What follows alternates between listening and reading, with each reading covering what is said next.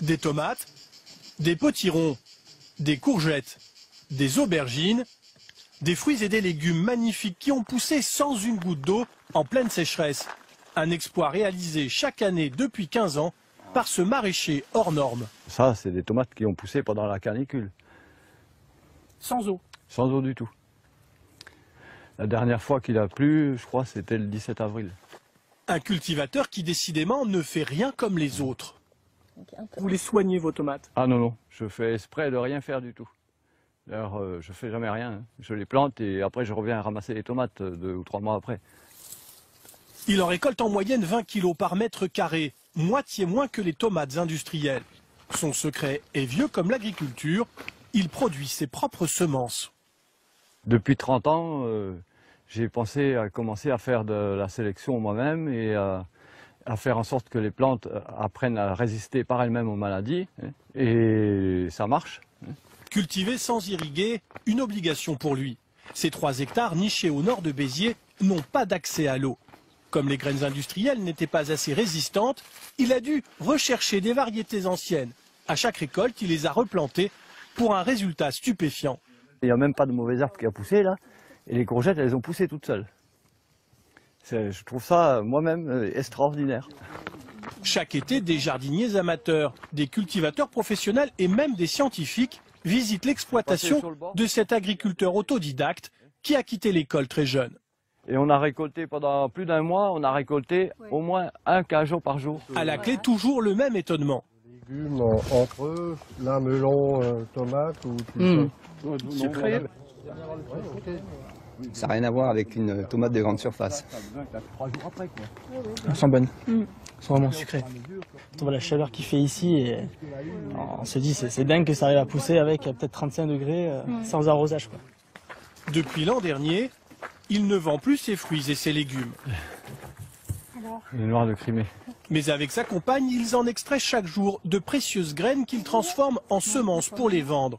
C'est devenu son métier, des graines appelées semences paysannes, qui peuvent supporter les pires conditions climatiques, exactement comme chez lui. Les plantes, en fait, ce qu'elles ont appris au cours de leur vie, elles le transmettent à leurs descendants.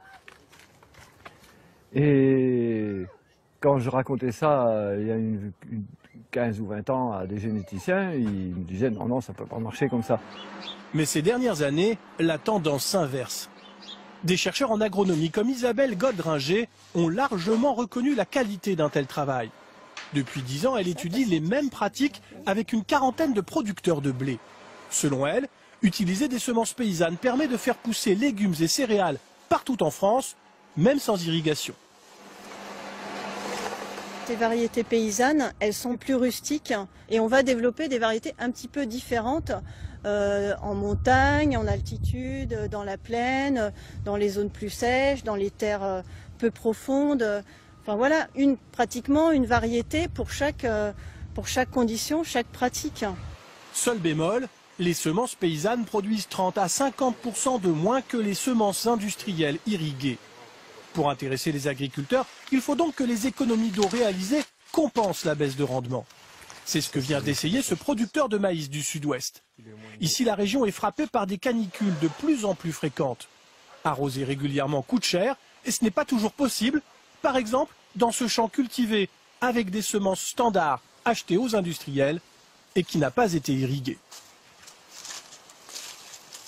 Et cette année, il a absolument pas tenu, quoi. C'est un maïs qui était en pleine pousse quand il y a eu le coup de chaud. Et ça l'a littéralement cramé. Il est détruit à 90-95%, quoi. À quelques centaines de mètres, un de ces maïs a bien supporté la chaleur, même sans irrigation, celui issu de semences paysannes, donné gratuitement par un réseau d'agriculteurs locaux. C'est un des rares maïs que j'ai qui était sans irrigation, qui sont arrivés à maturité avec le maximum de rendement, parce que ces épis sont pleins, on peut dire que ces épis sont pleins ras-le-bord. Vous vous attendiez à un tel résultat? Non, pas du tout. Non. Surtout une année comme on a eu cette année, je me suis dit ce maïs il va cramer comme les autres. Et en fait non, il a très bien tenu, quoi. Certains ont complètement abandonné les semences industrielles. comme Armand Dutheil qui depuis 5 ans cultive son maïs avec ses propres semences paysannes. Il n'arrose plus ses 10 hectares et économise ainsi 2400 € chaque année. Comme il n'achète plus de graines, il économise encore 2000 € supplémentaires, ce qui compense la baisse de rendement. Je ne reviendrai pas en arrière. Et puis économiquement, tant que c'est plus avantageux une variété comme ça, c'est impossible que je revienne en arrière. En France, il existe aujourd'hui une vingtaine de réseaux d'échange de ces variétés paysannes.